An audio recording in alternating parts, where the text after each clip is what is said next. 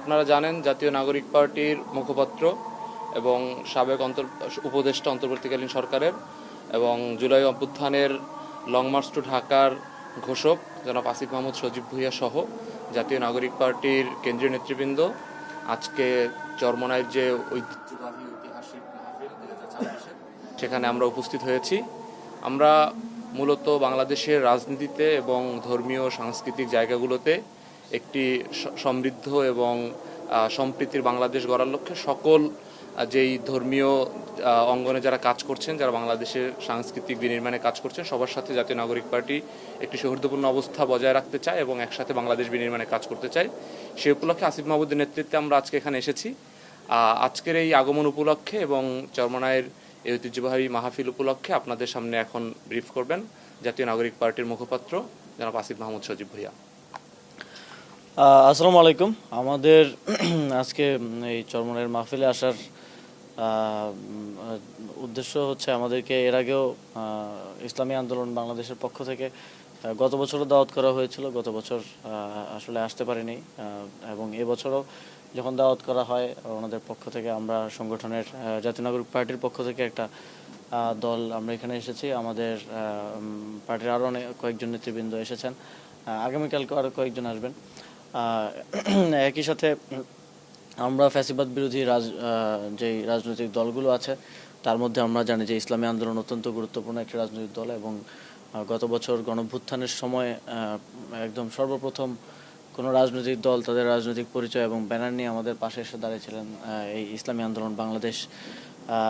সেই জায়গা থেকে আমাদের একটা সৌহার্দ্যপূর্ণ রাজনৈতিক সম্পর্ক আছে এবং এর বাইরে ওনাদের এই মাহফিল প্রায় দীর্ঘ 102 বছরের সিলসিলা ধরে এই মাহফিল আয়োজিত হয়ে আসছে এবং এখানে আত্মশুদ্ধির জন্য এবং এখানে সারা দেশ থেকে লাখ লাখ মানুষ বিভিন্ন জায়গা থেকে স্বতঃস্ফূর্তভাবে এসে অংশগ্রহণ করেন এবং এই মাহফিলের মাধ্যমে আমি অনেক সময় অনেক গল্প শুনেছি যে অনেকের আত্মশুদ্ধি এবং ইতিবাচক জীবনের দিকে, নেতিবাচক জীবন থেকে অনেকে প্রভাবিত হয়েছেন এবং প্রবেশ করেছেন।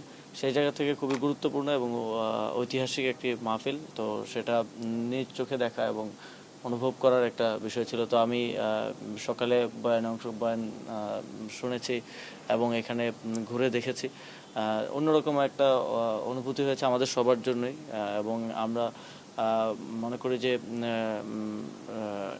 পীর সাহেব এবং তার এই দরবার বাংলাদেশের ইসলামের প্রচার এবং প্রসারে, ইতিবাচক প্রচার ও প্রসারে গুরুত্বপূর্ণ অবদান রেখে যাচ্ছেন এবং একই সাথে ওনারা বাংলাদেশের রাজনীতিতেও ইতিবাচক অবদান রেখে যাচ্ছেন। গণতন্ত্র পুনরুদ্ধারের লড়াইগুলোতে ওনারা গুরুত্বপূর্ণ অবদান রেখে গেছেন।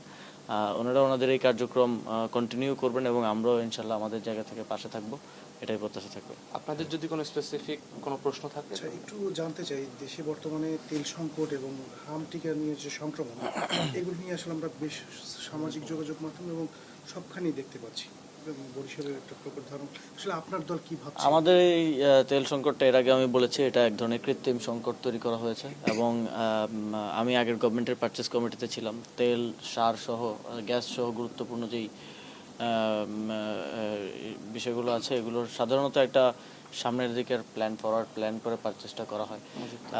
তো মজুদটা থাকার কথা এবং আমার ধারণা এখনও মজুদ আছে এবং বিশেষ করে বড় বড় কোম্পানি যাদেরকে সরকার তেল আমদানি করার অনুমতি দেয় তাদের কাছে মজুদটা আছে। কিন্তু আমরা ডিপোতে, তারপরে বিভিন্ন আমরা দেখছি যে তেল বিভিন্ন পাম্পে সরকার অভিযান চালাচ্ছে। ওইখানে 9,000 লিটার, 10,000 লিটার, 9-10,000 লিটার আসলে কিছুই না আমি যদি ভলিউম আকারে দেখি। কিন্তু যাদের কাছে কোটি কোটি লিটার আছে, যাদের কাছে ওই অনুমতিটা ছিল, আপনি মংলায় তাদের দেখা যায় যে ওইখানে মজুত করার জায়গা আছে। বড় বড় কোম্পানিগুলো আপনারা সবাই জানেন কারা তেল ইম্পোর্ট করে, তাদেরকে আসলে কিছু বলা হচ্ছে না বা তাদের ওইখানে আমরা কোনো অভিযান হতে দেখছি না। চোখ দেখানো কিছু, মানে জাস্ট সামনে দেখানো কিছু অভিযান হচ্ছে। আমার মনে হয় সেই জায়গাগুলোতে অভিযান পরিচালনা করলে তাহলে এই তেলের সংকটটা কাটিয়ে ওঠা সম্ভব এবং এইটা আরেকটু ওয়াইজলি যদি শুরু থেকে প্ল্যান করা হতো। এখন এসে অনেকটা হজবরল হয়ে গেছে 1 মাসের মাথায়, আর শুরু থেকে আরেকটু ওয়াইজলি প্ল্যান করা হলে এই সংকটটা ভালোভাবেই উতরে যাওয়া যেত। হামের আসলে আমি যতদূর জেনেছি যে প্রায় কয়েক বছর ধরেই হামের যে টিকা সেটার ধারাবাহিকতা ঠিকভাবে রক্ষা করা হয়নি। এবং আমাদের আরও ভালোভাবে দেখা দরকার, কারণ আমাদের শিশুদের তো নিয়মিতই অনেকগুলো টিকা দেওয়ার বিষয় আছে, সেগুলো আসলে ঠিকমতো দেওয়া হচ্ছে কিনা, না হলে আরও অন্যান্য রোগের প্রাদুর্ভাবও হতে পারে। তবে এই বিষয়টি মহামারী আকারে ছড়িয়ে পড়ার আগে সরকারকে খুব সুইফট এবং দ্রুত এটা প্রতিকারের ব্যবস্থা গ্রহণ করা উচিত এবং এটাকে গুরুত্ব সহকারে স্পেশালি একটা প্রোগ্রামের মাধ্যমে, যেমন কোভিডের সময় হয়েছিল, সারা দেশে একটা প্রোগ্রাম লঞ্চ করার মাধ্যমে এটাকে অ্যাড্রেস করা হয়েছিল। তো সেভাবে অ্যাড্রেস করলে আমার মনে হয় যে হতাহতের সংখ্যা এবং সংক্রমণের সংখ্যা অনেক কমিয়ে আনা সম্ভব। আপনি একসময় দায়িত্বে ছিলেন, সেই জায়গা থেকে যদি জিজ্ঞেস করি যে আগামী এই যে সরকার, এখন বর্তমান সরকার রয়েছে, বাংলাদেশ সুন্দরভাবে গড়ে তুলতে কিংবা সামনের দিকে এগিয়ে নিয়ে যেতে কোনো পরামর্শ কিংবা থাকবে কিনা কিছু? সরকারের আসলে যেহেতু খুব একটা বেশি সময় হয় নাই, কিন্তু তার মধ্যে আমরা দেখতে পাচ্ছি তাদের আমরা সংসদেও দেখেছি, বিভিন্ন ক্ষেত্রে দেখেছি যে যেই কমিটমেন্টের জায়গায় তারাও ছিলেন এবং বাংলাদেশের সবাই ছিল, এবং একটা পলিটিক্যাল কন্ট্রাক্টের মধ্য দিয়ে একটা নির্বাচনে আমরা এসেছিলাম, সেটা তারা নির্বাচিত হওয়ার পরপরই আর রক্ষা করছে না এবং তারা জনগণের সাথে এক ধরনের প্রতারণার আশ্রয় নিচ্ছে। আমরা এখন প্রতিদিন দেখতে হয় যে সালাউদ্দিন আহমেদ আগে কি বলেছে নির্বাচনের, এখন কি বলছে, এর মধ্যে পার্থক্য। মেজর হাফিজ, তিনি স্পিকার আমাদের, আগে কি বলেছেন এখন কি বলছেন। তারপরে আন্দালিব রহমান পার্থ, তিনি আগে কি বলেছেন এখন কি বলছেন। তো এটার কম্প্যারিজন প্রতিদিন দেখতে হয় এবং তাদের সবাইকে এক ধরনের সেলফ কন্ট্রাডিক্টরি বক্তব্য উইদিন 2 or 3 months আমরা দেখছি।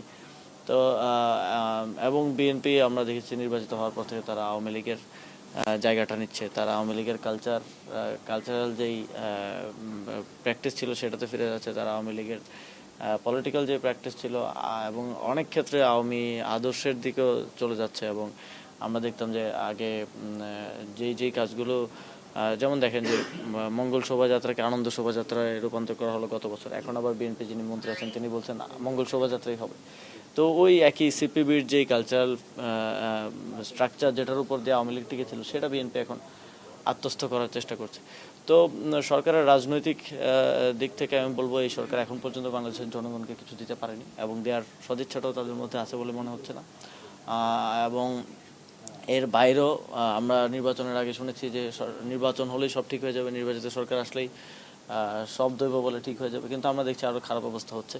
এবং অন্তর্বর্তীকালীন সরকার যে কয়টা ক্রাইসিস অন্তর্বর্তীকালীন সরকারের সময় এসেছিল, অন্তর্বর্তীকালীন সরকার সেটা খুব সফলতার সাথে ওভারকাম করেছে এবং দেশের জনগণও সেটা প্রশংসা করেছে। কিন্তু আমরা দেখছি যে বিএনপির প্রত্যেকটা ক্রাইসিসে আসলে হজবরল করে ফেলছে। ঈদ যাত্রার মতো একটা বিষয়, এটা তো আমরা 1 বছর আগে থেকেই জানি ঈদ যাত্রা হবে, তো সেটার আগে থেকে প্ল্যানিং নাই কোনো।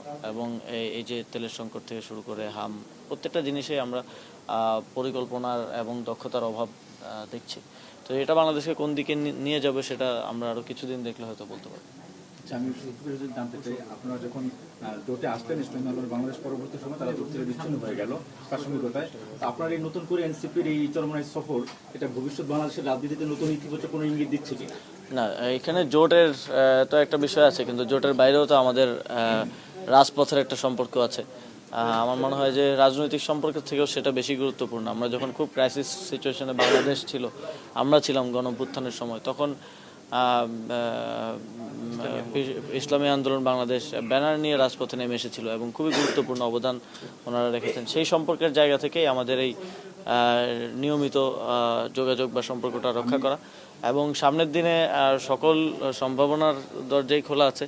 আশা করি আমরা একসাথে এই নির্বাচনে কাজ করা হয়নি, কিন্তু সামনের দিনে হয়তো ইনশাল্লাহ কাজ করতে পারবো। আমি একটু সংযুক্ত করি, আপনারা যখন পার্লামেন্টে বক্তব্য দিয়েছিলেন এনসিপির আহ্বায়ক নাহিদ ইসলাম সাহেব, তিনি কিন্তু বাংলাদেশের অন্যান্য দলীয় যুদ্ধ যারা ছিলেন সকলের নামই উল্লেখ করেছিল, একমাত্র ইসলামী আন্দোলন বাংলাদেশ এবং তার যে সহযোগী সংগঠন ছাত্র আন্দোলন, ছাত্র শিবিরের নাম, ছাত্র দলের নাম, ছাত্র অন্যান্য সংগঠনের নাম উল্লেখ করেছে, কিন্তু শুধু স্কিপ করা হয়েছে। তাহলে এক্ষেত্রে আপনি যেমন বললেন তার একমাত্র ব্যানারে ছিল, এই বিষয়ে আমি অবগত না।